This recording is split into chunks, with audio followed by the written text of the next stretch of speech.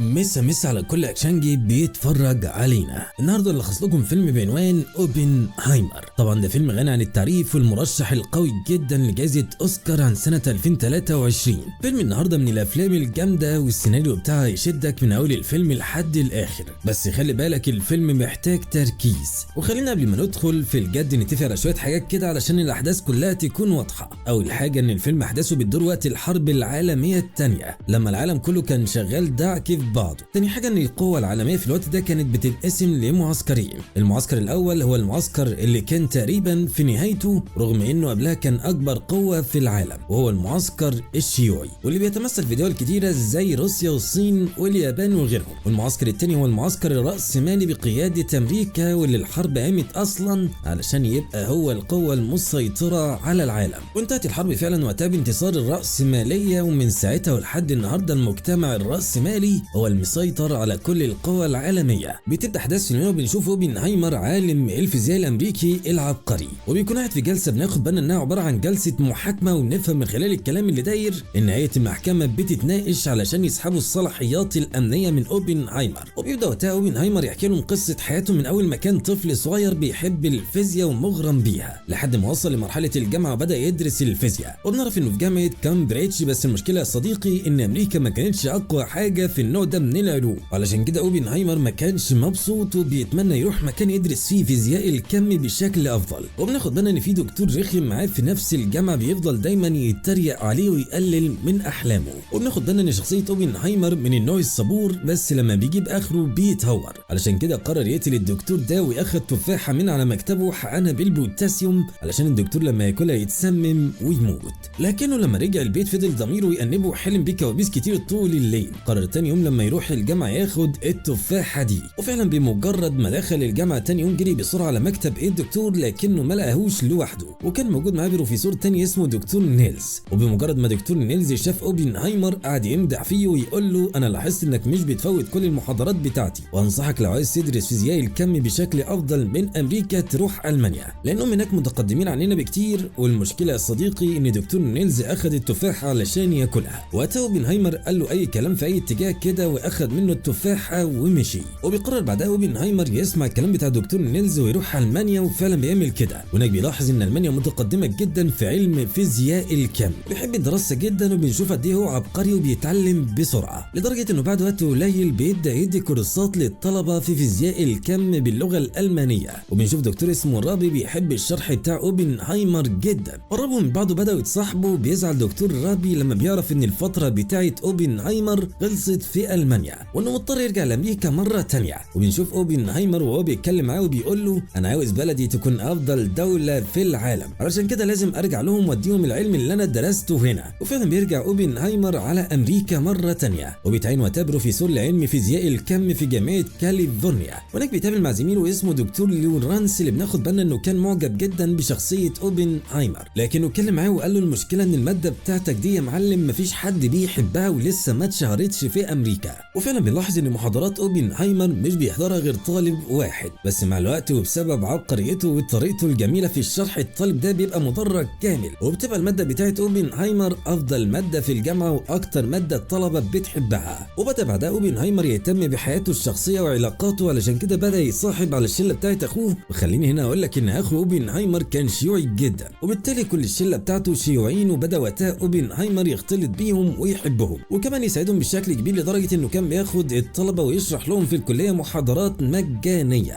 وتعالى كمان ببنوته جميله شافها هناك اسمها جين، وبناخد بالنا انها شيوعيه جدا. وطبعا انت فاهم كده يا معلم ان اوبنهايمر بيعمل حاجه اكيد هتضايق امريكا، لانه بالشكل ده حليف لاعدائها. علشان كده بنشوف لورانس وهو بيتكلم مع اوبنهايمر وبيقول له خلي بالك يا معلم العين عليه، ولو فضلت في اللي انت فيه ده كتيره كده يحصل لك مشاكل. ولما اوبنهايمر بيفكر في الكلام بتاع زميله بيقتنع انه مظبوط فعلا، علشان كده بيقرر يقطع علاقته بكل الشيوعيين اللي في حياته، ويقول لنفسه انا هروح الحفله بتاعت بكره ودي هتكون اخر حفله احضرها لاي حزب شيوعي. وبيروح اوبنهايمر الحفله فعلا، وهناك بيشوف بنت جميله بنعرف ان اسمها كيتي، والحلو في الموضوع انها هي كمان بتكون بتقطع علاقتها بالشيوعيين، علشان كده اوبنهايمر بيتعلق بيها وهي كمان بتحبه، وبيتجوزوا في خلال فتره قليله، وبيبقى عندهم طفلين، وبتستقر حياه اوبنهايمر حبه حلوين لحد ما بنشوفه في يوم وهو رايح الجامعه وبيلاحظ ان لورانس بيقرا في الجورنال الجورنال وملامح وشه متغيره. لما بيسالوا عن السبب وقتها لورانس بيوري له مقال منشور في الجورنال بيتكلم عن الانشطار النووي للعناصر المشعه وكميه التفاعلات الانفجاريه اللي ممكن تحصل بسببه. لكن اوبنهايمر مش بيقتنع بالكلام، ولما بيحسب الحسابات بتاعه معادلات فيزياء الكم بيتكلم عن لورانس وبيقول له يا عم ده كلام جرايد والاحتماليه بتاعه المعادلات دي تقريبا 1%. لكن بعد وقت قليل بيقدر واحد من الطلبه العباقره بتوع اوبنهايمر يثبت المعادلات بتاعه الانشطار النووي للعناصر المشعه. وفعلا اوبنهايمر لما بيقرا الاثبات بيقتنع ان الكلام فعلا مظبوط. والمشكله يا صديقي ان الموضوع ده معناه خطير، لان سلسله التفاعلات اللي هتحصل وقت انقسام النواه هتطلع طاقه انفجاريه كفيله تقتل مئات الالاف ويمكن الملايين. وعلشان كده اوبنهايمر بيخاف لكنه بيقلق جدا، لان هتلر ما عندوش رحمه ولو قدر يتوصل للقنبله دي قبلهم ممكن يضرب بيها امريكا ويمسحها من على الخريطه. وبعد وقت قليل بنشوف المسؤول عن تطوير المشروع النووي الامريكي في زياره لاوبنهايمر وبيقولوا البيت الابيض يختارك انت ومجموعه من العلماء علشان تكونوا المسؤولين عن تصنيع القنبله النوويه. وطبعا اوبنهايمر بيستغرب جدا وبيحاول يخلع من الحوار، لكنه بيضطر في النهايه تحت ضغط البيت الابيض ينفذ كل التعليمات. علشان كده بيجمع فريق من افضل العلماء علشان يساعدوه في المشروع، وبيختاروا مكان في صحراء نيو مكسيكو علشان ينفذوا فيه كل التجارب بتاعتهم، وبيحددوا مكان بعيد عن السكان بنعرف انهم سموه لوس لاموس بحيث يكون مكان تنفيذ المشروع. واهم العلماء اللي كانوا موجودين في الفريق بتاع اوبنهايمر هم لورانس ويرابي وعالم ثالث بنعرف ان اسمه تايلور، وكل واحد منهم بيكون شاطر جدا في مجاله وتحسهم كده منتخب العالم. وده طبيعي يا صديقي لان المشروع اللي هم شغالين عليه حساس ومعقد جدا. وبيبداوا شغل فعلا على المشروع. بنلاحظ ان تايلور عامل بحث بنفسه عن المشروع بتاع القنبله النوويه،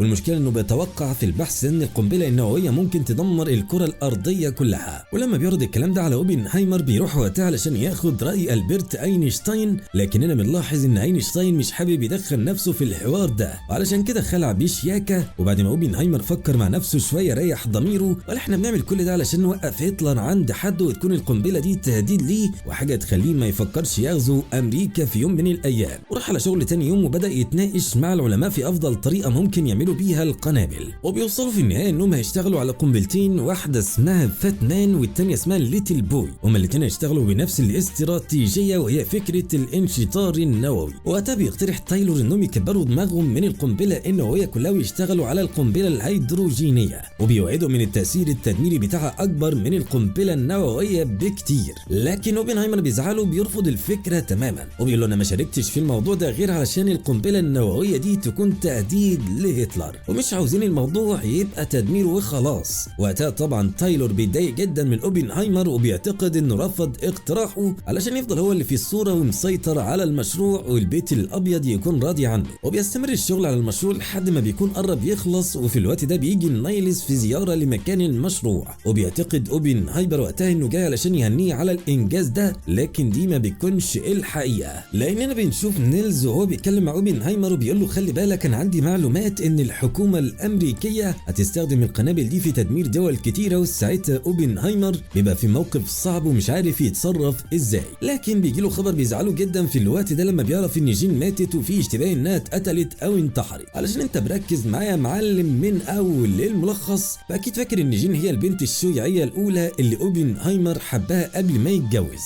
وبيختفي اوبنهايمر بعدها عن بيته. ساعتها كيتي مراته بتفضل تدور عليه لحد ما بتلاقيه قاعد في غابه وبيعيط. وقتها بتعرف اللي حصل وبتواسيه وبنحس كده انها عندها روح رياضيه عاليه، لكننا بنفهم يا صديقي انها كانت عارفه الحوار وانه كان قبل ما يعرفوا بعض، وعلشان كده هي متقبله الموضوع وبتفضل تواسيه. وبيعدي وقت على الاحداث دي وبيموت هتلر وبتنسحب المانيا من الحرب العالميه بعد ما اتهزمت. ودي حاجه خلت جزء كبير من الشعب الامريكي يعمل مظاهرات في كل مكان لانهم معترضين على استكمال المشروع النووي. وطبعا دي حاجه بتحط الحكومه في موقف صعب لان السبب الوحيد اللي هم كانوا قايلينه للشعب علشان يعملوا المشروع النووي خلاص انتهى وهتلر مات والحدوته خلصت. علشان كده بيبدا اوبنهايمر في الوقت ده يفتكر الكلام بتاع الدكتور نيلز، لانه لما بيحاول يتكلم مع المسؤولين علشان يوقفوا المشروع النووي محدش بيسمع كلامه وبيفضلوا يطلعوا له حاجه جديده وبيقولوا له احنا دلوقتي عاوزين نكمل المشروع ده علشان اليابان. وبيقرر بعدها اوبنهايمر انه يروح بنفسه لوزير الدفاع الامريكي وبيتكلم معاه وبيقول له خلي بالك القنبله اللي احنا شغالين عليها دي لو اترمت على اي دوله اعداد اكبر من اللي انت متخيلها بكتير من المدنيين اللي ما لهمش ذنب في اي حاجه. لكن طبعا وزير الدفاع مش بيقتنع بالكلام بتاعه وبيديله امر علشان يروح يكمل المشروع. وقتها اوبنهايمر مش بيعرف يتصرف ازاي، وبيضطر يرجع يكمل شغل في المشروع لحد ما بيقدروا فعلا يخلصوا تصنيع اول قنبله تجريبيه. وبيجي يوم التنفيذ وبيروحوا علشان يجربوها في الصحراء، وبمجرد ما القنبله بتنفجر بنلاحظ ان اوبنهايمر زعلان جدا علشان هو في اللحظه دي فهم انه غلط اكبر غلطه في حياته لما وافق على المشروع ده من البدايه. وده ببساطه يا صديقي لان القدره الانفجاريه بتاعت القنبله كانت اكبر بكتير من اللي هو متخيله. وبمجرد نجاح التجربه الجيش الامريكي بيديهم امر يكملوا الشغل لحد ما بيقدروا يصنعوا القنبلتين اللي الجيش طلبهم منهم. وبعدها الجيش بيجي ياخد القنبلتين وبيتحركوا علشان يرموهم على اليابان. وفعلا بعد ايام قليله بيسمع اوبنهايمر في الراديو ان القنبلتين اتحدفوا على هيروشيما وناجازاكي في اليابان.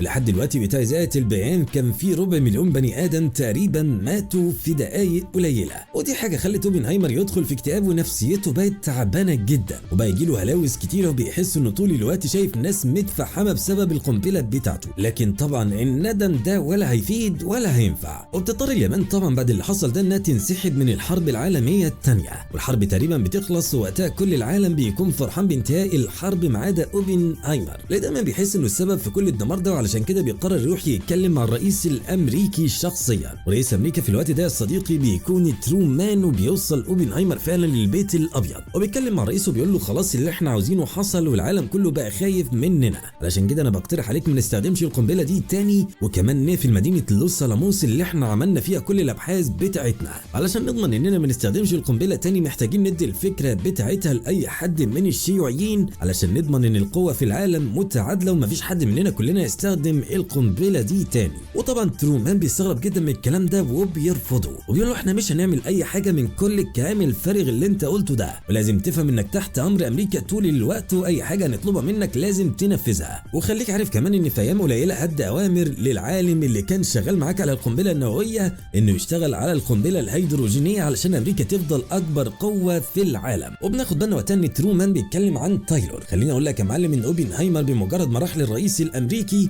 وقال له على كل الاقتراحات دي الحكومه الامريكيه عرفت وقلبت عليه طبعا، علشان كده فضلوا يفتشوا في ملفاته القديمه لحد ما اكتشفوا انه كانت ليه علاقات كتيره مع الشيوعيين، واتهموه بالخيانه وصمموا يعملوا له المحاكمه اللي شفناها في اول مشهد في الفيلم. هما دلوقتي مجتمعين علشان يقرروا لو هيسحبوا منه كل الامتيازات الامنيه بتاعته ولا لا. وبتتفق المحكمه فعلا في النهايه انهم يسحبوا كل الصلاحيات الامنيه بتاعت اوبنهايمر، لكنه مش بيشغل باله، بيقرر انه ما يفكرش في اللي فات، بيقضي حياته في انه يحاول ان التدمير ده ما يتكررش تاني، وابسط حاجه يعملها انه يمنع امريكا عن تصنيع القنبله الهيدروجينيه. وساعتها الحكومه الامريكيه بتتضايق منه اكتر وبيحس انه واخد الحوار معاهم تحدي وعين، علشان كده بيضايقوا عليه وبيزهقوه في عيشته، لكنه بيفضل عند مبدأه. بس خليني اقول لك يا صديقي ان في طرف مجهول كان ورا ان الحكومه الامريكيه تقلب على اوبنهايمر، علشان كده لما بتتعمل محاكمه تانية بيظهر فجاه الشخص اول مره نشوفه في الفيلم. بنعرف ان اسمه دكتور ديفيد هيل، وبيبدا يتكلم مع هيئه المحكمه وبيعرفوا ان في شخص ورا كل المشاكل اللي حصلت لاوبنهايمر، وان الشخص ده كان متعمد يشوه صورته قدام الحكومه الامريكيه طول الوقت. لما المحكمه بتسال هيل عن الشخص ده بيعرفهم ان اسمه ستراوس، وانه كان مترشح وقتها لمنصب وزير التجاره. ويبدا هيل يشرح للمحكمه اكتر وبيقول ان ستراوس قدر يسرب الملف الامني القديم بتاع اوبنهايمر للصحفيين عشان يتكلموا عنه بشكل وحش قدام العالم كله. وساعتها المحكمه بتستدعي ستراوس علشان يسالوه لو الاتهامات دي صحيحه ولا لا.